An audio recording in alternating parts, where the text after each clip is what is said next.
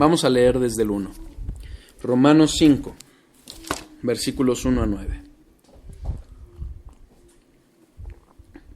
Justificados pues por la fe tenemos paz para con Dios por medio de nuestro Señor Jesucristo, por quien también tenemos entrada por la fe a esta gracia en la cual estamos firmes y nos gloriamos en la esperanza de la gloria de Dios. Y no solo esto, sino que también nos gloriamos en las tribulaciones, sabiendo que la tribulación produce paciencia, y la paciencia prueba, y la prueba esperanza. Y la esperanza no avergüenza, porque el amor de Dios ha sido derramado en nuestros corazones por el Espíritu Santo que nos fue dado. Porque Cristo, cuando aún éramos débiles, a su tiempo murió por los impíos.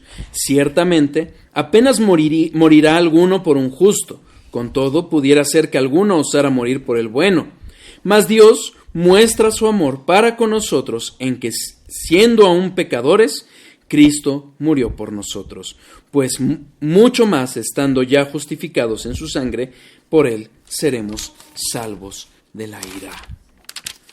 Versículo 10. Porque si, siendo enemigos, fuimos reconciliados con Dios por la muerte de su Hijo, mucho más, estando reconciliados, seremos salvos por su vida. A Dios no le eran desconocidos nuestros pecados. A Dios no le eran desconocido nuestro aborrecimiento, nuestra rebelión antes de conocerle. ¿Y qué hizo?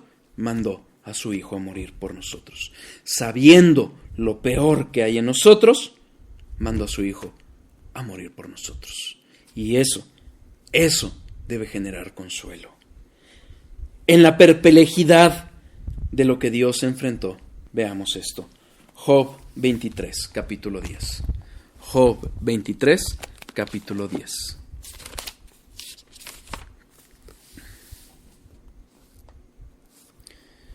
Recordemos, lo hemos mencionado a lo largo de este conocer a Dios y de conocer sus atributos y sus perfecciones, en concreto esta también de la omnisciencia. Hemos hablado mucho de Job y hemos hablado cómo padeció. Y fíjense cómo él reposaba en esta omnisciencia. Capítulo 23, versículo 10. Mas él conoce mi camino. Si nosotros vemos toda su queja, toda su dolor que estaba experimentando y las dudas que lo aquejaban y cómo él deseaba dialogar con Dios, ¿en qué reposaba su confianza? En que Cristo, en que Dios conocía su camino. Y eso le daba consuelo. Él estaba firme y sabía, delante de las acusaciones de sus amigos, que Dios conocía su camino. Esta omnisciencia de Dios nos debe de dar consuelo. ¿Por qué? Porque no hay nada que le sea oculto.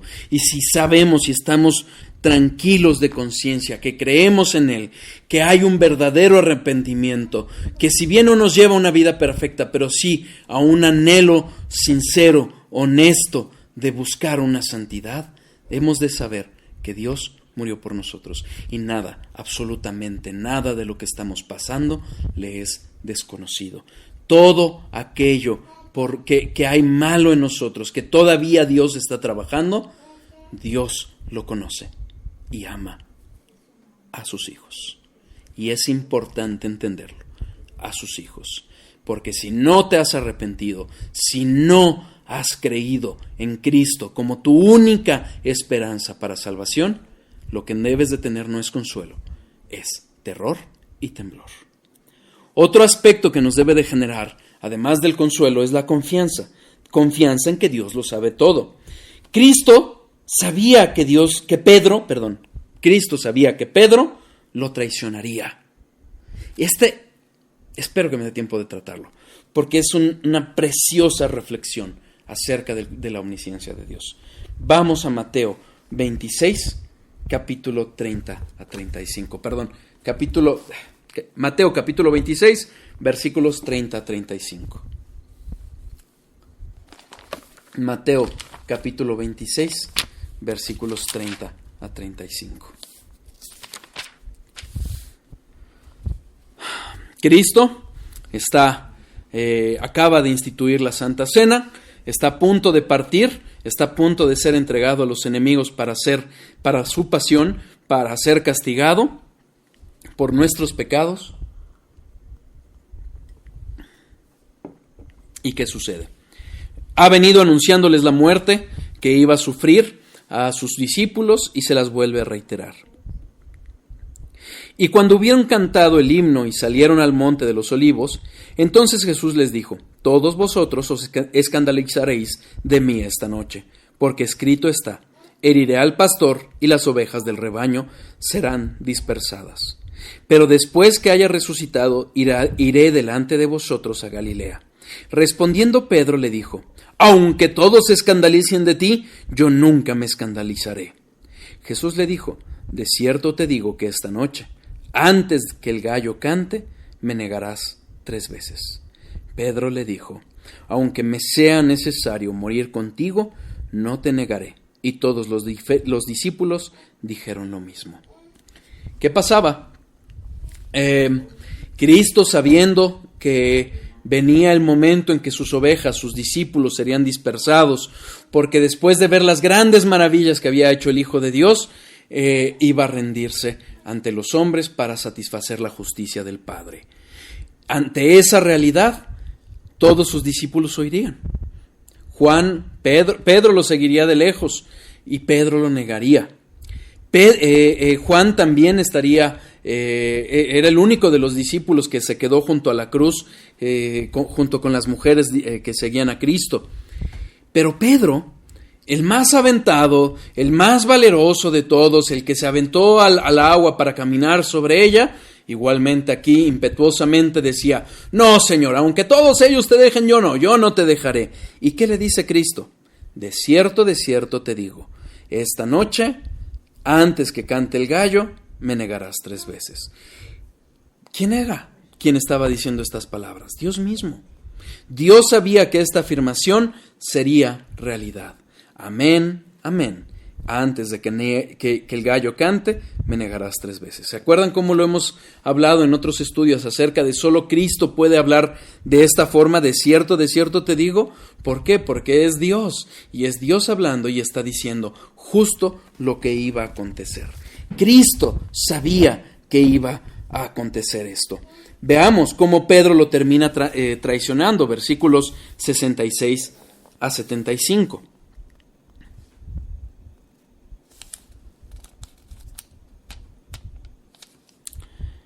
¿Qué os parece? Y respondieron ellos, dijeron: es reo de muerte. Entonces le escupieron en el rostro y le dieron puñetazos, y otros le abofeteaban, diciendo: profetízanos, Cristo, ¿quién es el que te golpeó?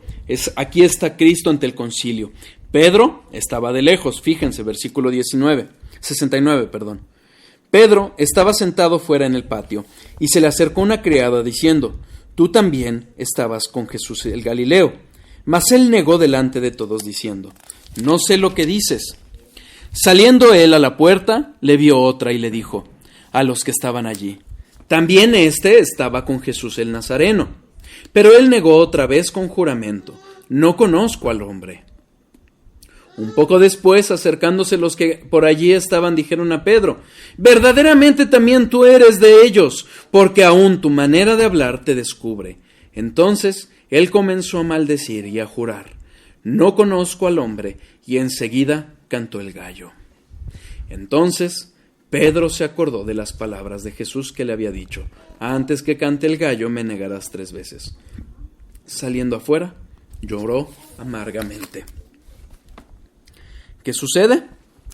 Pedro, viendo lo que había acontecido, cómo se habían llevado preso a su maestro, a aquel que había calmado la tempestad, a aquel que había multiplicado los panes, aquel que había resucitado a Lázaro, aquel que había hecho tantas maravillas, había sido preso y lo seguía de lejos y tuvo temor del hombre.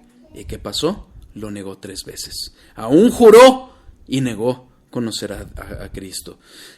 Año y medio de estar con Cristo había transformado su forma de hablar. ¿Y qué hizo? Maldijo para negar a Cristo. Lo negó. Eso que había profetizado Cristo, se había cumplido.